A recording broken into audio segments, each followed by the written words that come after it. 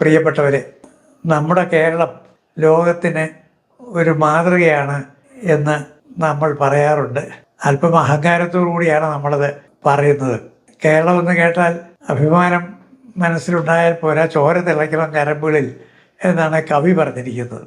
ഇങ്ങനെ നമുക്ക് അഭിമാനം തോന്നാൻ ഉജ്ജ്വലമായ ചില മാതൃകകൾ നമുക്ക് ലോകത്തിന് മുമ്പിൽ ഉയർത്തി കാണിക്കാൻ സാധിക്കും. ഏറ്റവും പുതിയ അങ്ങനെയുള്ളൊരു മാതൃകയാണ് കേരള നിയമസഭയുടെ നേതൃത്വത്തിൽ നടത്തുന്ന ഈ പുസ്തകോത്സവം, ഇൻ്റർനാഷണൽ ബുക്ക് ഫെസ്റ്റിവൽ.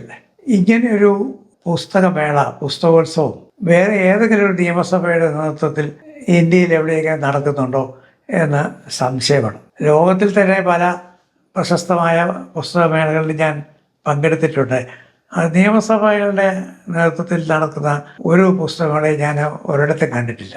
ഇങ്ങനൊരു ആശയം, ഒരു ഇന്നോവേഷൻ അത് ഉയർത്തി കൊണ്ടുവന്ന കണ്ടെത്തിയ ആളിന് തീർച്ചയായിട്ടും ഒരു അവാർഡ് കൊടുക്കേണ്ടത്. അപ്പോൾ ഈ ആശയം സ്വീകരിക്കുകയും അതിന് വേണ്ട എല്ലാ സൗകര്യങ്ങളും ചെയ്യുകയും അതിനെ അനുഗ്രഹിക്കുകയും ചെയ്ത നമ്മളുടെ ബഹുമാനായ മുഖ്യമന്ത്രി പിണറായി വിജയനെ തീർച്ചയായും അഭിനന്ദിക്കേണ്ടതാണ്. അതുപോലെ തന്നെ ഇതിന് നേതൃത്വം കൊടുത്ത് ഇത് വിജയിപ്പിച്ചുകൊണ്ടിരിക്കുന്ന ബഹുമാന്യനായ നിയമസഭാ സ്പീക്കർ ഷംസീറിനെയും തീർച്ചയായിട്ടും നമുക്ക് അഭിനന്ദിക്കണം. ഇത് വിജയിക്കുന്നതിന് കാരണം നമ്മുടെ നിയമസഭാ സാമാജികന്മാരുടെ താല്പര്യവുമാണ്. പുസ്തകപ്രേമികളായ ആ ജനപ്രതിനിധികളെയും അവരുടെ സഹപ്രവർത്തകരെയും എല്ലാ സഹൃദയരെയും ഞാൻ ഈ സന്ദർഭത്തിൽ സ്മരിക്കുകയാണ്.